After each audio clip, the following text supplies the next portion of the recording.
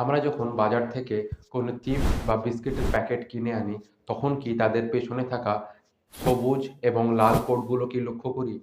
কোডগুলো শুধুমাত্র ডিজাইনের জন্য দেওয়া হয় না।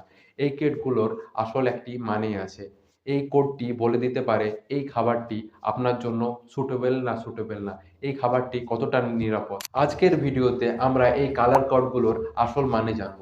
ভিডিওটি শেষ পর্যন্ত দেখুন। কারণ শেষ তথ্যটি আপনার জীবন বাঁচাতে পারে। হাই, হ্যালো, নমস্কার। আপনারা দেখছেন আপনার প্রিয় ফুড প্রসেসিং ইউটিউব চ্যানেল।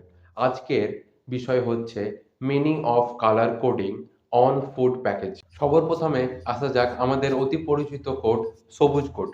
এটির মানে হচ্ছে এই খাবারটি সম্পূর্ণ নিরামিষ। এর মানে এতে মাছ, মাংস, ডিম, কোনো আমিষ জাতীয় খাবার মেশানো থাকে না। ইভেন কি এর মধ্যে কোনো প্রকারের জিলাটিন বা কোনো অ্যানিম্যাল ফ্যাটও ইউজ করা হয় না। তার জন্য এটি খুবই গুরুত্বপূর্ণ একটি কোড। যারা নিরামিষী বা ধর্মের কারণে আমিষ এড়িয়ে চলে তাদের জন্য এটি সেফ জোন। এবার আসি লাল বা বাদামি চিহ্নে।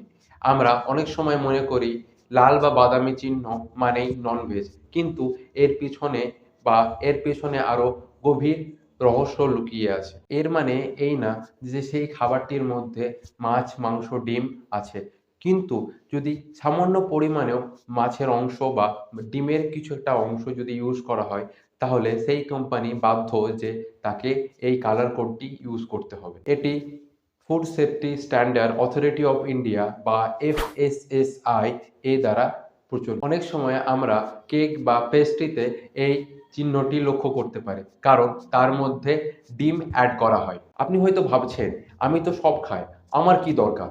দরকার আছে, কারণ একটাই, কারণ হচ্ছে অ্যালার্জি। আমরা জানি বেশিরভাগ মানুষের এখন ডিমে অ্যালার্জি।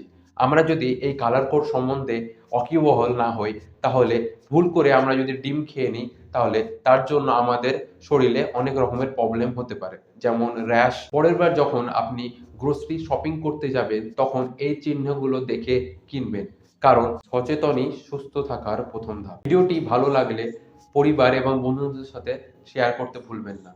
আর এরকম আরো ইনফরমেটিভ ভিডিও দেখতে হলে আমার চ্যানেলটি সাবস্ক্রাইব করুন। ধন্যবাদ।